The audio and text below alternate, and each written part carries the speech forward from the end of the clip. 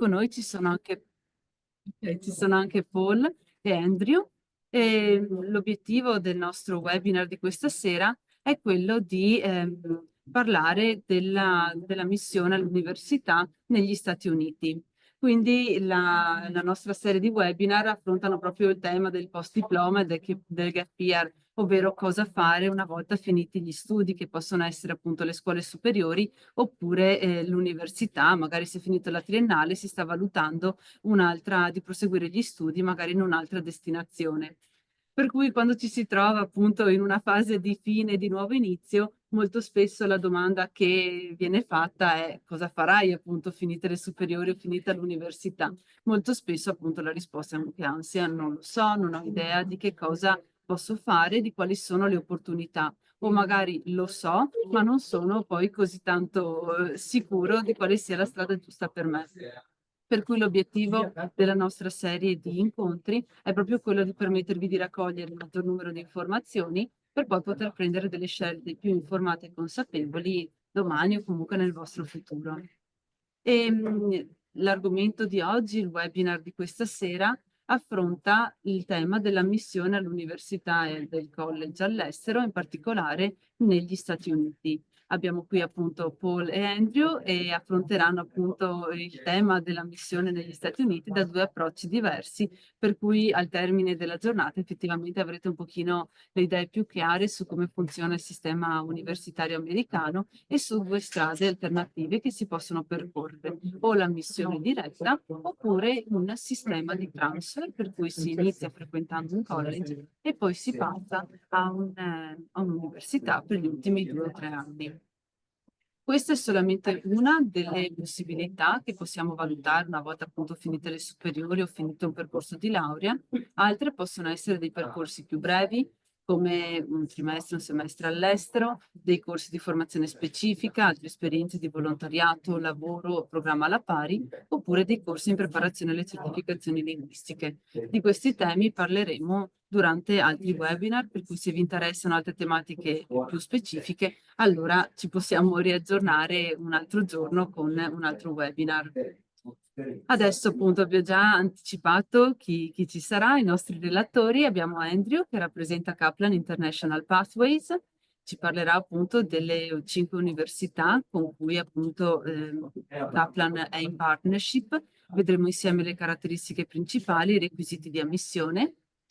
Paul invece rappresenta King's Education e le loro Premium University. Nel caso di Paul invece si concentrerà più su un sistema di transfer, ovvero l'ammissione ai loro college partner per poi poter passare a delle top university negli Stati Uniti. Ecco qui, quindi queste sono le università di cui ci parlerà Andrew: l'Arizona State University, University of Oregon, University of Connecticut, la Pace University di New York e la Simmons University. Quindi poi avremo modo effettivamente di scoprire di più questi, che non saranno solamente dei nomi, ma riusciremo effettivamente a capire le caratteristiche dell'una e dell'altra università. Nel caso appunto di Paul e di King's Education, invece appunto parleremo di questo transfer system che qui in Italia non è così conosciuto, non si sa bene di che cosa si tratta, ma Paul riuscirà a chiarircelo molto bene. È un tipo di trasferimento proprio di crediti che è molto comune negli Stati Uniti e prevede di frequentare i primi 2 anni in un college per poi trasferire la totalità dei crediti in determinate università convenzionate partner. Nel suo caso ci parlerà insomma delle caratteristiche, dei requisiti di ammissione della California State University, della University of Wisconsin e poi il Fisher College. Ecco qui, come vi ho anticipato, questi sono gli altri webinar, poi magari ci riaggiorniamo anche alla fine del nostro incontro. Per cui adesso passerei la parola ad Andrew, loro parleranno in inglese, io interverrò di volta in volta se ci sono dei punti chiave che vale la pena approfondire anche in italiano. Poi vi manderemo la registrazione del webinar e faremo anche una trascrizione dei punti salienti. Okay, so Andrew, now it's up to you. I just gave an introduction in Italian so they know what to expect from our webinar. So I can stop sharing my screen and you can start presenting. I will interrupt you from time to time just to translate the key points in Italian and make sure that everything is clear. Yeah. Ovviamente se avete dei dubbi, delle domande, potete farceli in italiano o in inglese, oppure potete anche scrivere nel box delle domande e poi le leggo io e vi rispondiamo. Altrimenti alla fine ci sarà comunque un momento di domande e risposte.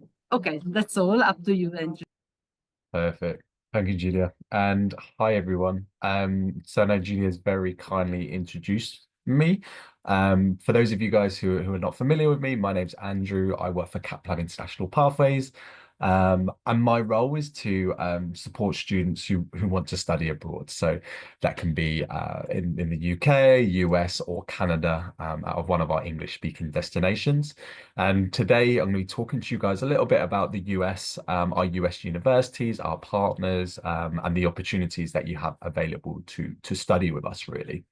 So the first question I always get is, okay, who's Kaplan? So at Kaplan, we're what we call a global education provider. So we specifically partner with universities in the US to support international students with admission. So we kind of work in partnership with Obiettivo to support you with the application, the scholarships, your housing, and basically, you know, simplifying the process to study in the US, because it can seem very confusing. You might think there's lots of tests you have to take. There's lots of, you know, different requirements, but we're very much here to kind of simplify that process and ultimately help you study abroad. So in the US, I'm going to be talking to you generally a little bit about, I guess, why students choose the US, and then also a little bit about our university partners. All of our university partners are very different. With the size of the US and the thousands of different universities you can choose from, there's lots of different factors that you can kind of take into account and consider when choosing your university. So firstly, why do students choose to study in the US? So the US is considered the most popular destination for international students in the world. So it's a very international international country to go to, depending on, you know, the university and the state that you choose through. You'll meet people from all around the world. So for example, Arizona State University, one of our partners, they're the most popular public university in the US, chosen by international students, and they have over 14,000 different international students alone from over 140 different countries. So it's a really, really great international destination to be in. Now, one of the real benefits as well of studying in the US is that you benefit from something called OPT, which stands for Optional Practical Training. So what this means is when you choose to study a degree in the US, whether it's an undergraduate or graduate degree, you can then, after you've finished your studies, you can then work in the US as part of that F1 visa on something called OPT. Now, usually that's typically 1 year. However, if you do a STEM degree, so if you study science, technology, engineering, or maths, you can then get a 3 year, you can get a 2 year extension, so it'll be 3 years total. The best thing is, you know, you can do your bachelor's degree for 4 years, do your 3 year OPT, and then if you then do a grad degree, you're then able to do OPT again. So there's lots of different opportunities for that as well. Ok, just a quick translation, Yeah, because yeah. this is an important point. Quindi uno dei punti di forza del programma di università negli Stati Uniti è che gli studenti universitari hanno la possibilità di ottenere questo, quello che è sostanzialmente un visto lavorativo, che si chiama OPT, quindi Optional Practical Training, che vi dà l'opportunità quindi di restare negli Stati Uniti per 1 o per 3 anni dopo la fine del vostro percorso di studi all'università. Questo perché? Perché effettivamente dopo aver ottenuto una qualifica si ha l'opportunità di mettere in pratica quanto appreso direttamente sul campo, quindi rimanendo negli Stati Uniti. La durata può essere di 1 anno normalmente, però per determinati percorsi di laurea che rientrano nella categoria STEM, quindi scienze, tecnologia, ingegneria e matematica, è possibile richiedere un'estensione di ulteriori 2 anni, per cui è possibile fare un tirocinio lavorativo retribuito di 3 anni. Ok, that's all. Perfect. Thanks, Julia. One of the other real benefits of studying in the US, and especially if you're considering Europe or the UK as a study destination, in the US, a bachelor's degree is 4 years, so you'll do 4 years of study. Now, compared to the UK, for example. In the UK, a bachelor's degree is 3 years, and you might find 3 years because typically the average amount in Europe. Now, one of the reasons you do the extra year in the US is that you study something called general education alongside your degree. So this really broadens the courses and subjects that you're deciding. So if right now you're not 100% and you don't know exactly what you want to study, in the US, it's very easy and very straightforward to change and transfer your degree programs. So if you enroll in business, but then in the second year, you think, actually, I want to go on to psychology, because there's thousands of degree options, you can do majors, you can do minors. The possibilities are really endless to really choose that subject you want to study and where you want to go within that. Now, the other real big thing about studying the US is obviously that experience of going to the US, right? So it's great that you want to study, it's great you want to do your academics, but also like, one of the highlights is definitely getting involved in that, college lifestyle, right?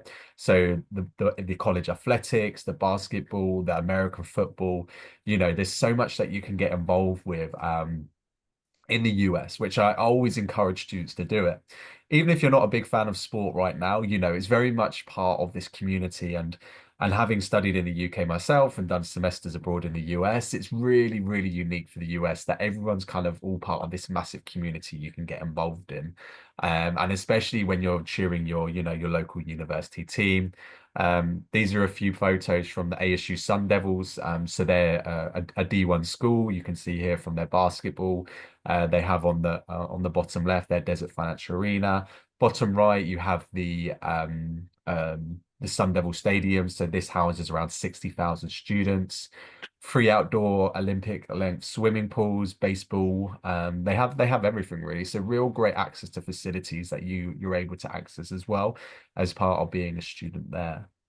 Excuse me, another translation needed? Yeah, of course, of course. Ok, it was requested. So, allora, i due punti salienti, insomma, che ha sottolineato Andrew, ma che ovviamente valgono per l'università negli Stati Uniti in genere, quindi anche poi per i programmi di cui ci parlerà Paul, sono questi, che il sistema universitario negli Stati Uniti dura 4 anni, non 3 come qui in Italia o nel Regno Unito. Questo perché? Perché il primo anno si coprono delle tematiche di cultura generale che si chiama General Education, per cui sono delle materie che sono trasversali e uguali a prescindere dal corso di laurea che si va a seguire. Questo perché magari un ragazzo si iscrive all'università ma non ha già le idee così chiare su cosa vuole fare. Per cui, dato che i corsi del primo anno sono uguali trasversalmente per tutti i corsi di laurea, è molto facile schiarirsi le idee durante il primo anno e poi dal secondo anno eventualmente cambiare il proprio percorso, avendo comunque un trasferimento totale dei crediti, per cui non si perdono, tra virgolette, gli esami fatti durante il primo anno, ma vengono trasferiti interamente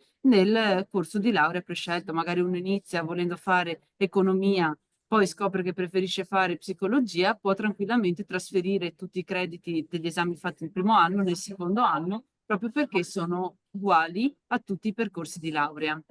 In questa slide che vediamo, Andrew stava parlando delle community sportive, che effettivamente lo sport è un altro selling point molto importante delle università degli Stati Uniti, per cui anche se non siamo fanatici sportivi qui in Italia, è un aspetto molto rilevante dell'esperienza di vita in un'università americana, quello di o praticare dello sport o di fare proprio il tifo, di sostenere la squadra sportiva dell'università. E se poi avete delle altre domande, scrivetemi pure nella chat e io interrompo e faccio un'altra traduzione senza problemi. Ok, Andrew? Thank you. And in case you know who that is on the top right, so that person in the picture there, that's Michael Phelps. So he's the one of the assistant swim coaches at ASU in terms of the level of sports which are available. Now, moving on to a little bit about our university partners. So these are the universities which we partner with in the US. All are very different in terms of depending what you're looking for from a university. So I'll start with a kind of a brief description and then kind of go into more specific details about each university. When you're choosing the US, you have different states, you have different climates, for example. You have different sizes of universities. You can be in a big university in a big city, or you can be in a small university in a small city. You can be in a campus university. So a campus-based university is where, you know, you're not particularly in a big city. The university itself is a city. So when you're choosing these universities, there's lots of kind of factors to take into account depending on what lifestyle you want. If you want that big university, big campus, or you want smaller university, big city, or campus-based university. And each of these universities really offer different options. They're all very different in terms of rankings as well. So if you know, if you're thinking you want to go to, you know, the top ranked, top public universities or top private universities, every university is obviously ranked differently in terms of their specialities. So, you know, a lot of these universities are what we call comprehensive universities, whereby they undertake multiple subject disciplines. So you can study architecture to arts to medicine to any of those different areas. So real kind of wide range of options, and I'll go over each of these universities briefly just to give you a little bit of a flavor of, you know, what student would like, what life would be like there as well. Now, I know you're also probably wanting to know the fees and the costs, etc. So I will be going through that as well, and I'll be touching on the scholarships which are available as well. If you're already thinking straight away the US is too expensive, the US fees, when you first look at them, are very high. But something I always tell students is that also the scholarships are very high as well. So a lot of the universities we work with offer merit-based scholarships. So they're calculated on your grades. So, you know, the higher your grades, the higher your English, then the higher scholarships you can get there as well. And quite often these scholarships can be anything from, you know, 70, 80% discounts to sometimes full waivers, depending on the university you're applying for as well. So some really amazing opportunities which are available for you. So, Another translation. no problem. Ok, adesso Andrew entrerà un pochino più nel dettaglio di ognuna delle 5 università con cui collaboriamo. I punti salienti che vorrà sottolineare riguardano un pochino le caratteristiche di queste università, perché ce n'è un po' per tutti i gusti, dipende dal tipo di esperienza che ogni persona vuole vivere. Ci sono magari delle università che sono molto grandi, ma che magari si trovano in paesi piccoli, in piccole città, ma perché l'università stessa è praticamente grande come un paese. Oppure ci sono delle università che invece sono direttamente all'interno di un nucleo urbano molto grande, come ad esempio insomma Pace che si trova a New York, per cui effettivamente dipende un po' da quello che ognuno cerca, dall'esperienza che si vuole vivere, per cui i fattori che possiamo considerare è la taglia, la dimensione dell'università. Ci sono università più piccole da qualche migliaia di studenti e altre che hanno invece 50.000 studenti. Ci sono magari delle università che si trovano in paesi più piccoli, altri in metropoli, in città più grandi, dipende poi anche dallo stato, dal clima, insomma ci sono vari fattori da considerare, tra cui anche il ranking, quindi il livello, insomma, nella classifica, nella graduatoria nazionale. Andrew parlava anche dei costi, che è una cosa molto interessante. Effettivamente, se si guardano i costi delle università americane, i prezzi totali, insomma, sono molto alti, però è prassi comune o comunque una possibilità molto rilevante e richiesta è quella di ottenere delle borse di studio, e con queste università è possibile effettivamente ottenere delle borse di studio per merito in base alla propria media scolastica e in base anche al proprio livello di inglese.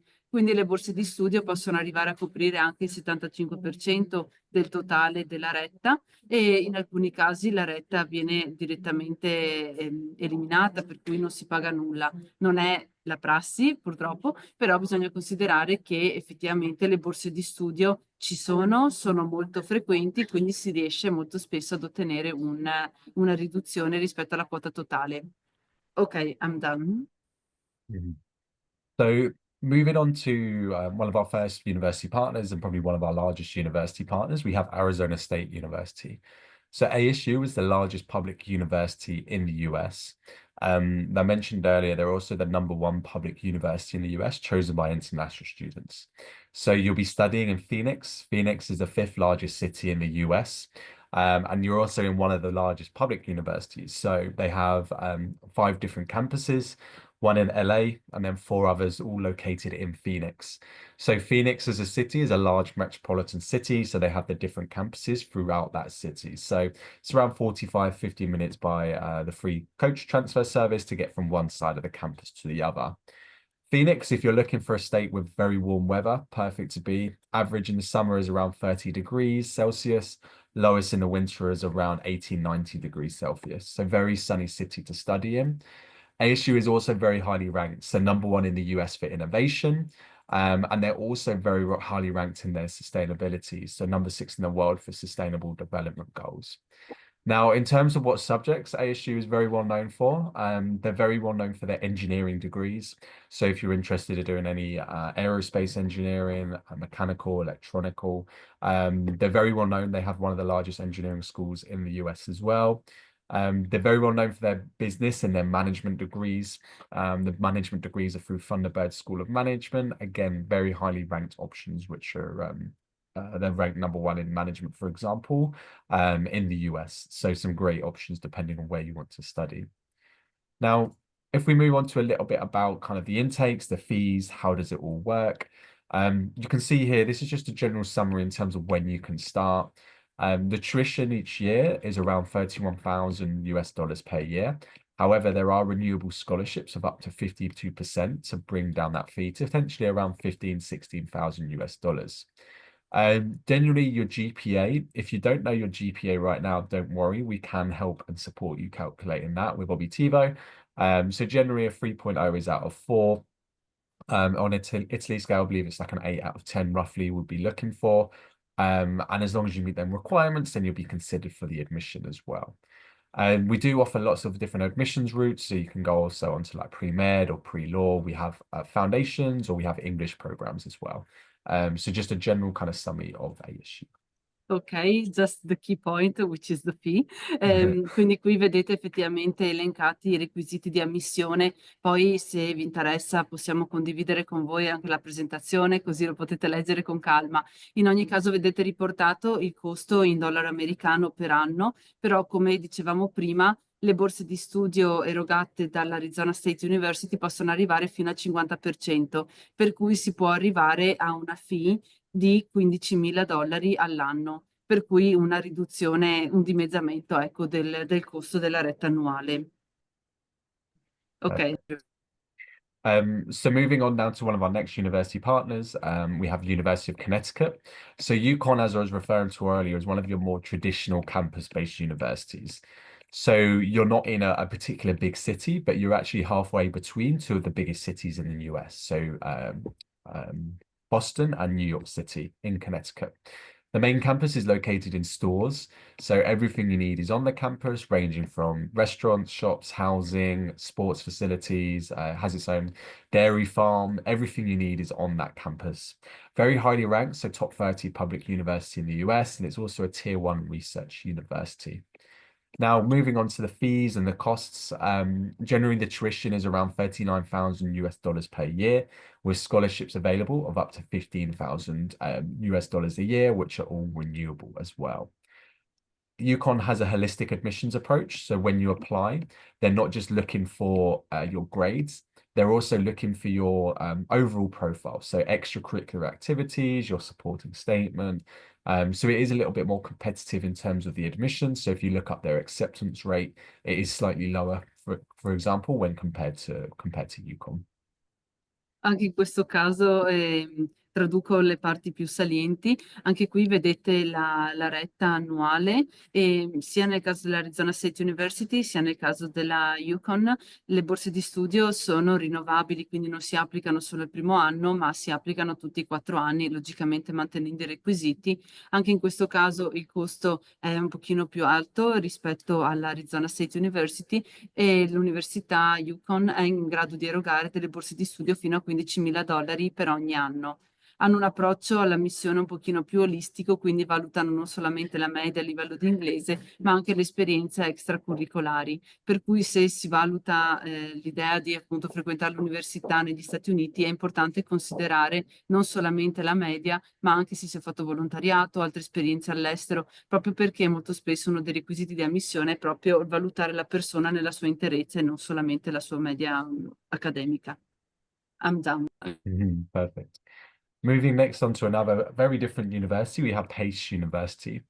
So Pace University is located in New York City. And this is very much, if you want to be studying in the Big Apple and you see yourself, being in one of these cities, and especially New York, the city that never sleeps. So with Pace University, it is very what we call a career-focused university. So it's very much focused on internships, networking opportunities. You're studying in the financial capital of the world here, and you have all these businesses, all these opportunities to network on your footstep. So Pace really involves you from day one in terms of getting involved in those career opportunities. They even have their own career program, which is specifically designed for international students. And that really shows, in their rankings. So they're ranked top 100 in the US for employability, top 9% in the US for salary potential. The average salary of an undergraduate student, international student, graduating from Pace is around 77,000 US dollars a year. So real great opportunities there. The main campus is obviously in New York City, in Manhattan, stone's throw away from Wall Street. So very good if you're looking at accounting or finance or economy degrees. But they do also have a campus in Westchester, which is around 50 minutes away from Manhattan. But still an amazing, location. You're still in New York there and very close, depending on where you want to go into. You can see here a little bit more information in terms of the fees. So the fees range from 51,000 US dollars a year for undergrad students. But then I know that's obviously can be seen quite high, but then, the scholarships here are up to 68% discount off those tuition fees as well. So there's, again, very good opportunities there depending on the route that you're looking at. Ok, my usual translation. Allora, nel caso di Pace University si trova proprio a New York, a Manhattan, vicino a Wall Street, per cui questa è un'università molto interessante per chi decide di focalizzare proprio la sua carriera anche nel settore economico e finanziario, perché è una delle università migliori per quanto riguarda le opportunità di carriera. E gli studenti, insomma, che si laureano dalla Pace University hanno degli stipendi che sono molto alti, parliamo in media di 77.000 dollari all'anno di stipendio. Per cui questo effettivamente è l'università ideale per chi vuole proprio un ambiente metropolitano, perché siamo proprio nel cuore della grande mela, e soprattutto per chi è interessato ad avere comunque questo network di contatti fin dal primo giorno.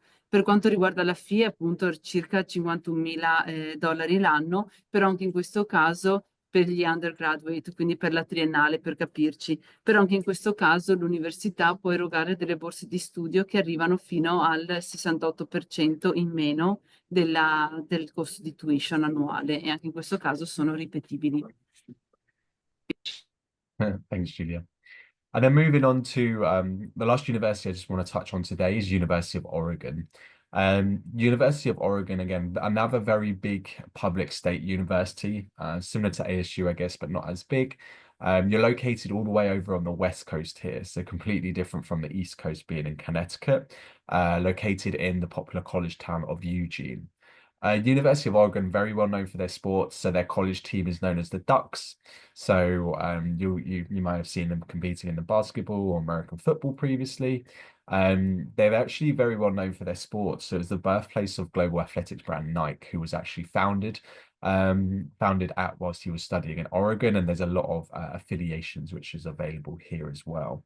Now, with University of Oregon, average tuition fees is around 42,000 US dollars a year. But then you do have, again, you have these higher scholarship opportunities of up to 20,000 US dollar discounts, which are renewable each year of study as well. So very, great university if you're looking for that typical college lifestyle. Not as busy as ASU, but, that kind of similar environment in terms of what you're looking at as well. I can't see the screen with the fees and the entry. Yeah, I don't have it for this one, so just Okay. yeah, no problem. Okay, perfect. Can you repeat the total fee? Because I didn't take note. Yeah, it's around 42,000. Ok, 42.000 euro è appunto la retta annuale, però possono erogare delle borse di studio di 20.000 dollari all'anno, che si ripetono comunque per tutti i 4 anni di bachelor degree. In questo caso l'università si trova nello stato dell'Oregon, che è invece nella costa ovest, quindi non nella costa est, come la University of Connecticut e la Pace University. Diciamo che questa università è molto famosa per lo sport, le strutture sportive. Qui è stato fondato il brand Nike ed è molto adatta a chi vuole proprio vivere la sua tipica esperienza in una università americana, nel college, magari in un centro un attimino più raccolto rispetto a una città grande come può essere New York. Ok. Perfect. And then just the final two slides, just to touch on, I've kind of been speaking about the fees overall, but you can kind of see here the total range. So the fees I've mainly been speaking about have been the tuition fees, right? Obviously, the other cost you're going to come across is going to be your living costs. So I've included here, you know, a little bit of information about accommodation in the US. So, you know, typically you'll have a shared room, a shared bathroom, you have you'll pay a cost, which includes all your utility bills. You know, you'll get access to student lounges. You normally share a room with one other student, who's usually, yeah, depending on your room preferences. And there are off-campus housing, but most of the time we encourage students to live on campus and accommodation. You can see here just a little bit more about those fees and those costs in terms of what a housing and meal plan looks like. So in the US, it's very normal to get a meal plan included in your housing. And quite often it's mandatory to have a meal plan included when you live on campus. So you can see here the fees and the costs depending on what meal plan options you choose. So, you know, there is like unlimited meal plans where, you know, you get breakfast, lunch, dinner, all included. You get unlimited snacks. Or, you know, you can go into the like, you know, you only want one meal a day or two meals a day. So depending really what you're looking for. But that's just to give you an idea of, you know, housing and how it works in the US in terms of your living and your costs. Ecco qui nell'integrazione delle quote che abbiamo visto finora che coprivano solamente la retta universitaria annuale, Andrew ha incluso anche una slide con un'indicazione ovviamente spanometrica dei costi di alloggio, di vitto e di alloggio. Questo perché solitamente per gli studenti del primo anno di undergraduate, quindi iscritti alla laurea triennale, molto spesso le università richiedono di alloggiare nei residence proprio del campus. Questo perché l'ambiente è più sicuro, più controllato, i ragazzi sono comunque giovani, possono avere bisogno di maggiore assistenza e supervisione. Non è obbligatorio, d'accordo, è semplicemente un consiglio da parte delle università. Quindi in queste cifre che vedete indicate, molto spesso sono inclusi anche i meal plan, quindi oltre all'alloggio con wifi, bollette, varie spese, sono inclusi anche i pasti. A seconda dell'opzione uno può scegliere se avere la pensione completa, quindi colazione, pranzo, cena, oppure solamente uno o due pasti al giorno. Queste cifre servono per capire effettivamente, in aggiunta alla tuition, quant'è approssimativamente il costo di vitto e di alloggio. Perfect. Thanks, Julia. And that was it really, just to give you kind of a quick summary of our university partners, our fees, the costs, etc. Obviously, once you know and you're interested in anywhere or what you want to study, you know, come talk to us. We can tell you more about some of our amazing university partners. The other great things in terms of admission is that all of our universities are test optional. So what that means is there's no exams that you have to take, such as SATs or ACTs, and we can consider you straight from your Italian high school right now. The only test you'll need to take will be an English test. And if you don't have an English test right now, we can also provide you with one of those as part of our application process. So yeah, Julia, I guess I'll hand it back over to you and then yeah, over to Paul. So thank you. Thank you, Andrew. It was very intense, information packed, but I think it was also very clear and useful. Quindi adesso Andrew ha finito la sua presentazione sulle sue 5 università. Ovviamente sono tante informazioni, se poi volete approfondire una o l'altra università ci teniamo in contatto e possiamo dare tutte le informazioni che volete. Logicamente nel webinar di oggi abbiamo dovuto mantenere giusto le informazioni chiave perché altrimenti sarebbe stato un pochino troppo. Spero che comunque sia stato chiaro un attimino evidenziare i punti di forza dell'una o dell'altra università e anche avere un'idea dei requisiti di ammissione e dei costi. Per queste 5 università non è necessario fare degli esami come il SAT o altri test di ammissione, è sufficiente una prova di lingua inglese che però si può fare tramite Kaplan e se non avete una certificazione linguistica, per cui effettivamente una volta che si ha i vostri voti della scuola superiore a livello di inglese, poi si può già procedere con il processo di ammissione. Now, Paul, it's up to you. Adesso Paul ci presenterà invece un'opzione diversa per accedere alle università con cui sono partner negli Stati Uniti. Questo è il transfer system. Okay, so Paul, now it's up to you. You can share your screen. Andrew has done a very nice introduction about the advantages of studying in the US. So maybe in your case, if you want to add something about that, or if you want just to move on in talking about the colleges and the opportunity that you have. Yeah, thank you, Julia. Julia, can I just check you can see my screen okay? Yeah, perfect. I can see it. Perfect. Okay, thank you. And thank you, Andrew, for giving a nice introduction about studying in the US. As he mentioned, studying in the US is a great opportunity for people. And wherever you study in the United States, if you go to a good university, people globally are going to recognize that and understand that. So supporting your future career aspirations. So at King's, a little bit different. At King's, our objective is for students to complete their bachelor's degree at one of the USA top 100 universities. So I'm sure you've all heard of universities like Harvard, Stanford, Yale, for example, and think, oh, wow, they're amazing universities. Johns Hopkins, which is obviously very famous from the COVID experience. But these universities are difficult to enter. The top 50 US universities, particularly, you need a very high GPA, you need a very good level of English, you need to have a good SAT score, and you need a good academic profile. So even if you're a great student in your own school, that might not be enough, so to go to these top universities is difficult. So on the screen here, we can see the USA top 50. Those which are coloured in green are universities which King's students have progressed to complete their bachelor's degree. Ok, a translation is needed, maybe.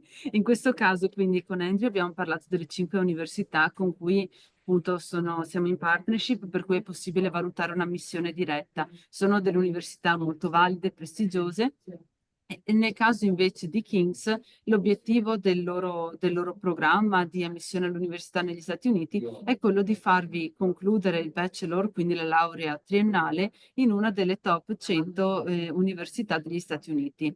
Qual è il discorso, il problema di fondo? È che è molto molto difficile riuscire ad accedere direttamente dall'anno 1, d'accordo, dal year 1, in questa università. Questo perché ci si trova ad affrontare veramente la concorrenza mondiale. Tutti gli studenti migliori del mondo competono per poter avere un posto in una di queste università. Richiedono dei requisiti accademici altissimi, un livello alto di inglese, voti alti nei vari test di ammissione, psicoattitudinali, per cui è molto difficile accedere in queste top university. Il programma di King's invece vi permette di concludere il vostro percorso in una di queste università. Quelle che vedete evidenziate in verde sono le università a cui gli studenti che hanno frequentato i primi 2 anni con King's sono riusciti ad essere ammessi. Per cui non si tratta di un inserimento diretto in una di queste top 100 universities, si inizia, come abbiamo visto prima, con il primo anno, i primi 2 anni che sono comunque di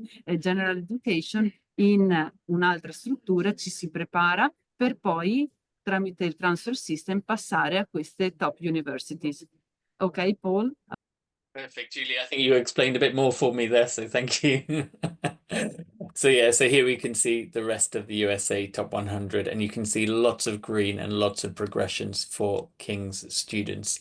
So as Julia just mentioned there, so what would happen is that you would do your first 2 years at one of King's partner universities, and then after 2 years, then you would then transfer to one of those top 50 or top 100 US universities for your major. So for the first 2 years, your general education, followed by the second 2 years for your transfer. If this idea of transferring universities midway through your course sounds strange, because it doesn't happen in Europe, it doesn't happen in the UK, it doesn't happen in most parts of the world, but in the United States, it's very normal. More than 2 million American students transfer universities every year. And if I tell you that Barack Obama was a transfer student, I can promise you, if it's good enough for Barack Obama, it's definitely good enough for you. So Obama, he started at Occidental College in California and then completed his bachelor's studies in Columbia University. Perfetto, another translation. Quindi questo sistema di transfer, anche se non è tanto conosciuto qui in Italia, anzi non è proprio diffuso, non è proprio conosciuto, è molto molto comune negli Stati Uniti. Quasi 2 milioni di studenti americani utilizzano appunto il sistema di transfer. Difatti molto spesso anche comunque nei film, nelle serie TV si sente sì, vado al college, eccetera, perché effettivamente magari i primi 2 anni si frequentano in un college con delle rette di tuition più basse per poi trasferirsi all'università. Quindi è una pratica assolutamente diffusa, quindi dei 4 anni, i primi 2 anni si frequenta il college e poi si trasferiscono integralmente i crediti in una delle università partner che saranno una o comunque più a scelta, a seconda delle vostre preferenze, delle top 100 università. So why does transfer work? So you can imagine that after your first 1 or 2 years in the United States, your English is even better, your academic profile is even better, and you're already in the United States at that point. So for these top universities, you are then a much better candidate than you are right now, even if you're a very good student right now. So other benefits including it's less competitive when you transfer. So for example, universities like UCLA, UC Berkeley, their year 1 acceptance rates are only around 12–13%. But when accepting students in via transfer, those acceptance rates jump up to around 23–24%. So you're a better student, plus universities are accepting more students, makes it much more opportunity for you to go to these top universities. Ok, quindi i benefici, i punti di forza di questo sistema di transfer è proprio il fatto che per accedere a queste top university dal primo anno c'è molta più competizione internazionale, come abbiamo detto, vengono ammessi solamente gli studenti migliori del mondo, quindi il tasso di ammissione è del 12–13%, mentre se si accede alle università dal terzo anno, sostanzialmente già il tasso di ammissione è quasi del 24%, per cui raddoppia ecco la probabilità di essere ammessi. Quindi è sempre comunque difficile, bisogna impegnarsi, bisogna studiare, però King's offre la preparazione per poter appunto riuscire con successo. E molto spesso si è comunque già più maturi, più pronti, dato che si vive negli Stati Uniti da 2 anni, il livello di inglese è migliore, le competenze accademiche sono più alte, quindi si è sia degli studenti migliori, sia ci si trova ad affrontare meno concorrenza internazionale, per cui la missione in una delle top universities è più agevole dall'anno 3 rispetto all'anno 1. And so other advantages include you don't normally have to have SAT, for example, and also the fact you're in the United States, you can do a bit more research and understanding a bit better the universities you might want to complete your degree at. So to give you an idea, 100% of King's students are offered university places. 95% of students are accepted by the top 100, but an amazing 81% of our students are accepted by USA top 50, which is amazing. Perfetto, qui vedete le percentuali, quindi dopo i primi 2 anni di programma negli Stati Uniti con King's, tutti gli studenti ricevono un'offerta per trasferirsi in un'università americana. Il 95%, che è veramente una percentuale molto alta, è accettato in una delle top 100, ma soprattutto l'81% degli studenti riesce ad essere ammesso in una delle top 50, quindi delle 50 università migliori degli Stati Uniti, che molto spesso sono anche le università migliori nel mondo. Yeah, so including places like Johns Hopkins, Rice, Cornell, UCLA, Berkeley, etc. So really top names that you'll know and you will be familiar with. So at King's, through this process, you don't transfer on your own. We have our support team on the campuses who are helping you with everything you need, and especially helping you with the transfer from going from your starting university to your top 100, top 50 US university. Quindi questo adesso Paul approfondirà, però questo processo di transfer non dovete essere voi a farlo in autonomia, ma all'interno di ogni campus dell'Università Partner di King's c'è del personale, ci sono delle persone che proprio per lavoro vi preparano, vi aiutano, vi danno tutta l'assistenza necessaria per attuare questo processo di transfer, quindi farvi raggiungere i requisiti necessari per poi presentare la vostra candidatura in modo che sia effettivamente vincente.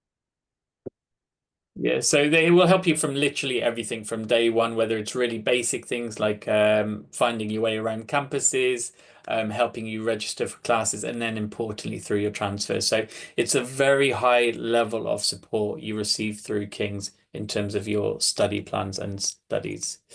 So in terms of locations, we have 4 main locations in the United States. So in California State University, Fullerton, in Wisconsin in the center, in New York, and also in Boston. So a really good variety and range of locations there. I won't go into too many details on the universities, but in Wisconsin, we've got 2 campuses. That's the University of Wisconsin Stout, which is a polytechnic university, which is a really great university for STEM. Has around 7,500 students. And again, you can see very nice facilities and locations. And it's, like I said, very focused on STEM and great for job career prospects post-study and also for OPT placements as well. Qui ci sono tante informazioni, per cui se dobbiamo vederle tutte quante effettivamente è un po' lungo, però se vi interessa io tra le registrazioni vi posso mandare anche le presentazioni, così potete leggere con calma tutti i punti di forza. Ok, so Paul, as there are many information, maybe we can share the they can share the presentation them. later. Yeah. Okay. With Wisconsin, Oshkosh, another option in Wisconsin, part of the Wisconsin State University system, around 14,000 students there. But the great things with our campuses in Wisconsin is that they have progression to Wisconsin-Madison, which is a top 50 US university. So we have a lot of students, again, you might have seen the slide before, around 85%, who will come and study at Oshkosh or Stout for their first 2 years and then progress to Wisconsin-Madison, which is a very popular option and degree pathway for students. And again, whole variety of different majors that students can do or pathways that they can do. As Andrew said, in the United States, there's so many career and university choices and options for students. In Fisher College in Boston, again, small private university, this one around 2,500 students, again, so very small university where students can start, based in the center of Boston. No, ma dopo traduce. No, capisco un po', però i termini tecnici. Dopo c'è il riassunto.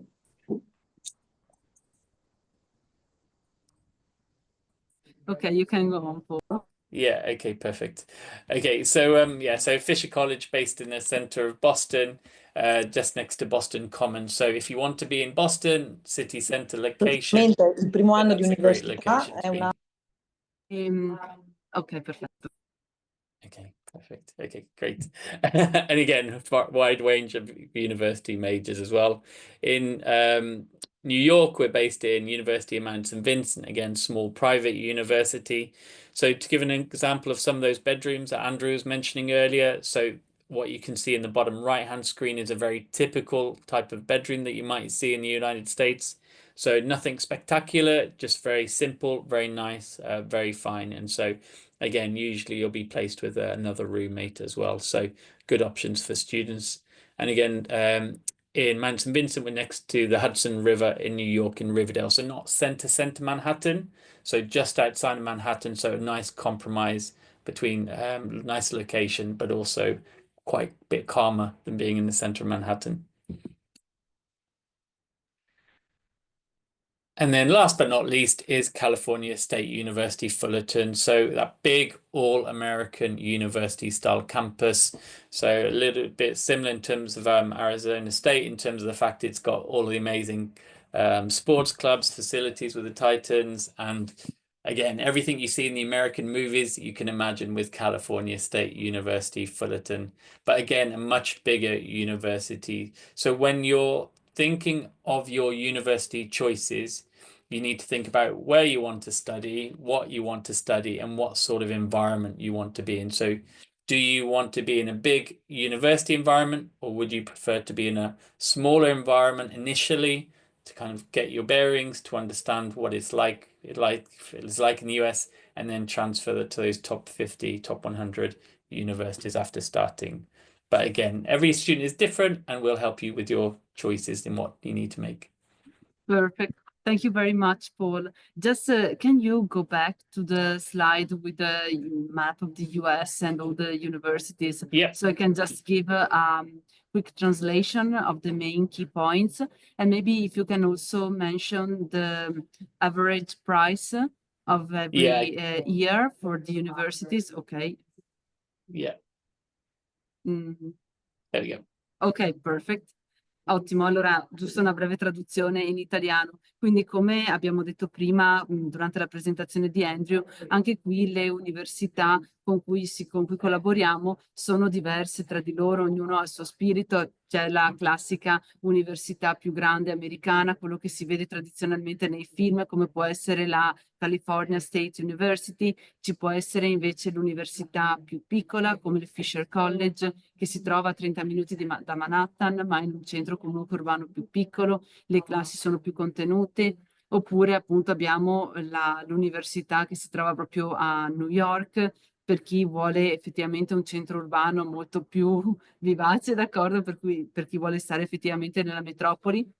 Altrimenti l'Università di Wisconsin ha appunto come punto di forza che è un'università comunque molto prestigiosa e che ha un accesso privilegiato alla Wisconsin University, che è una delle top 50 university negli Stati Uniti. Per cui, come abbiamo visto prima nella slide con tutte quante le percentuali, questa effettivamente è una bella opportunità per chi poi desidera rimanere appunto in quest'area geografica degli Stati Uniti e trasferirsi per poi ottenere comunque il titolo di studio, la laurea di un'università delle top 50 negli Stati Uniti. Questo perché un aspetto che non abbiamo menzionato ma che è importante sottolineare è che anche gli studenti transfer students che fanno questo percorso di 2 anni più 2 anni alla fine ottengono il titolo di studio che è esattamente uguale a quello che ottengono gli studenti che si iscrivono all'università fin dal primo anno, per cui non è un titolo di studio inferiore, diverso, è esattamente equivalente, solamente che si hanno maggiore probabilità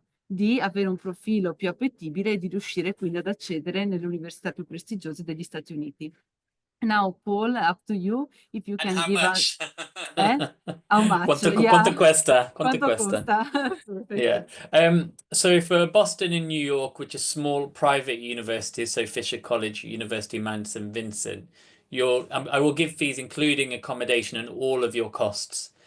You'd be looking around $60,000 per year. So that's including your tuition, accommodation, meals, and other miscellaneous fees. So roughly around 60,000. In Wisconsin, it's part of the Wisconsin State University system. So for those campuses in Oshkosh and Stout, again, you're looking around $55,000 to $58,000, again, including your accommodation, other fees, and similar in California State University, Fullerton. So, yeah.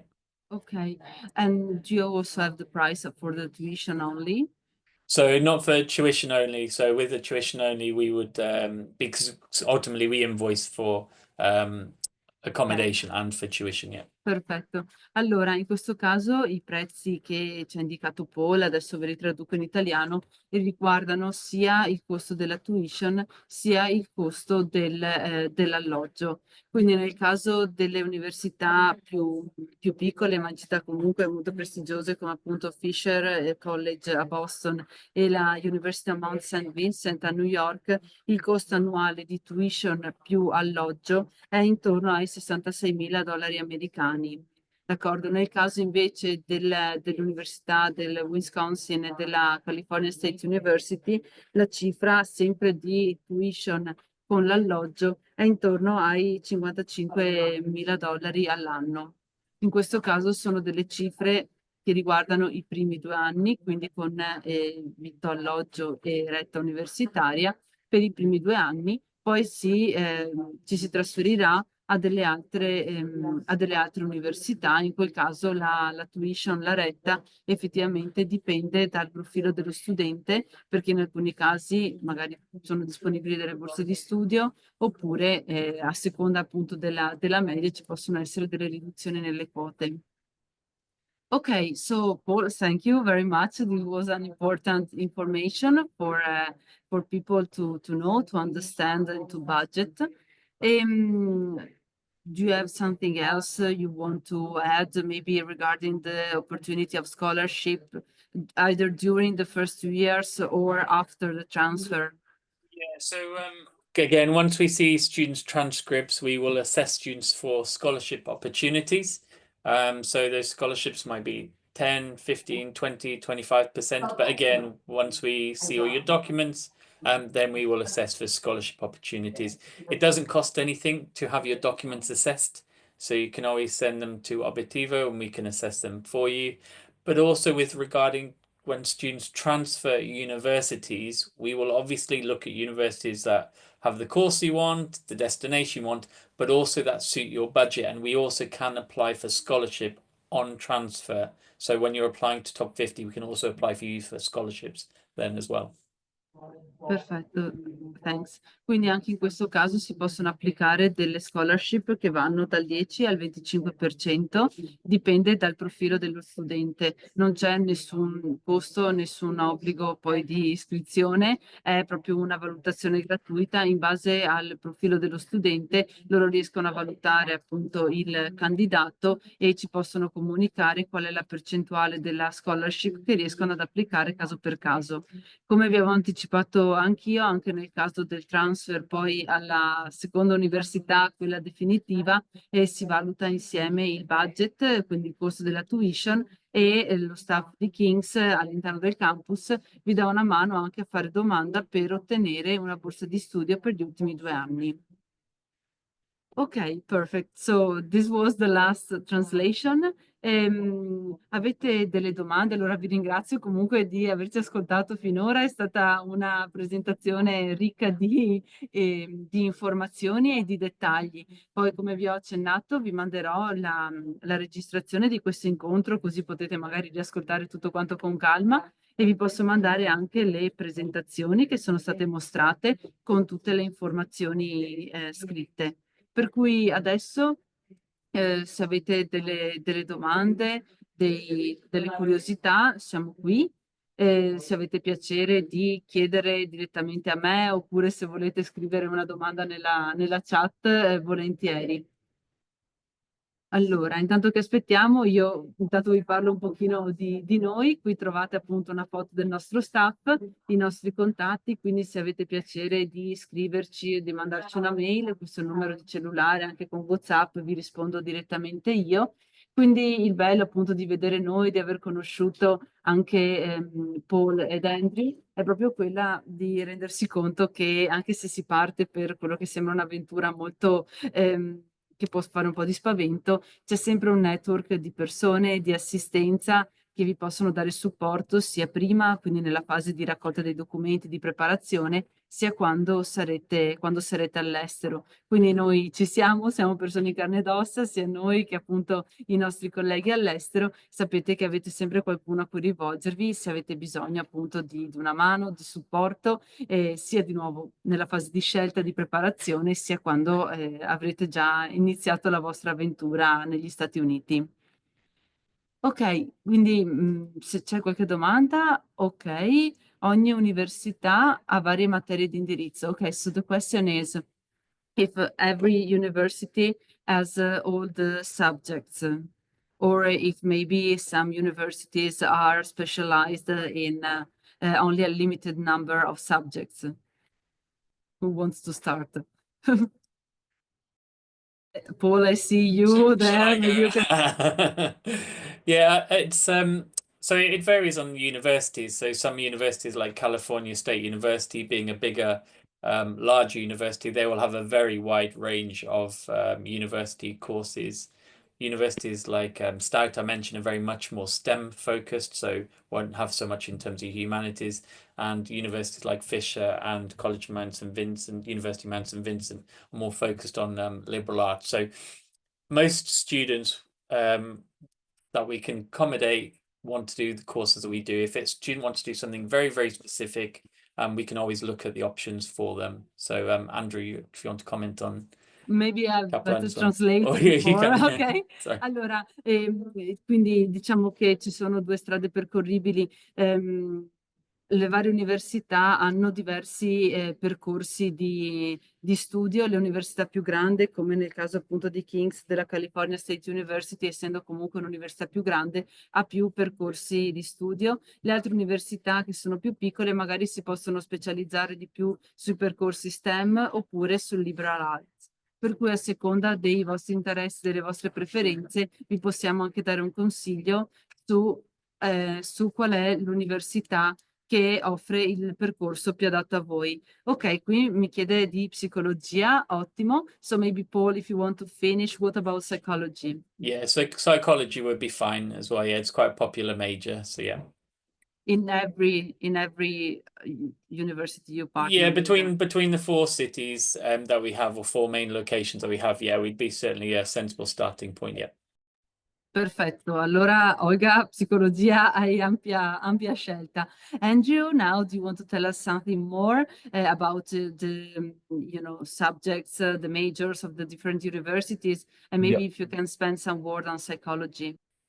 Yeah, sure. So yeah, most of our universities, are big public state universities. Arizona State University, University of Connecticut, Oregon State University. Yeah, they're very kind of what we, I guess, call comprehensive universities. So yeah, they all offer different areas of subjects, especially psychology.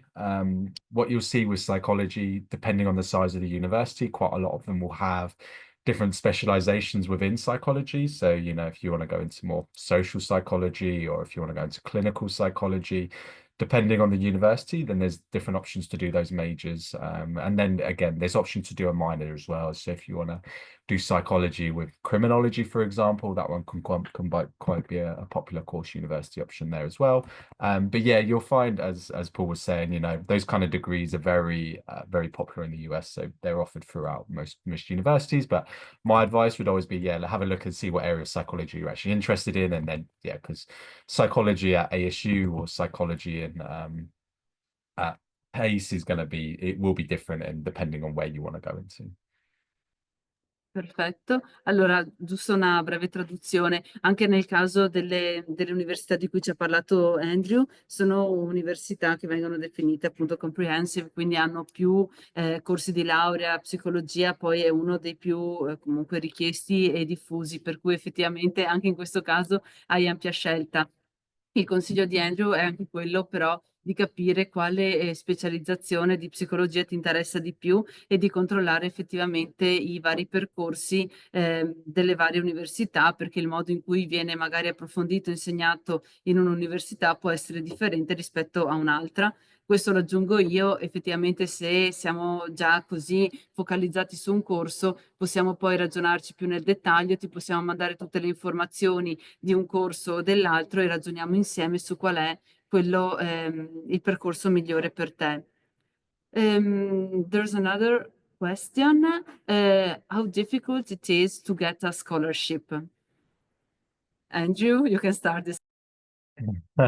Yeah, sure. Great question. And it all depends, to be honest with you, what universities you're applying for and what you're looking onto. Generally, if we're talking about our universities, I wouldn't say it's difficult to get a scholarship.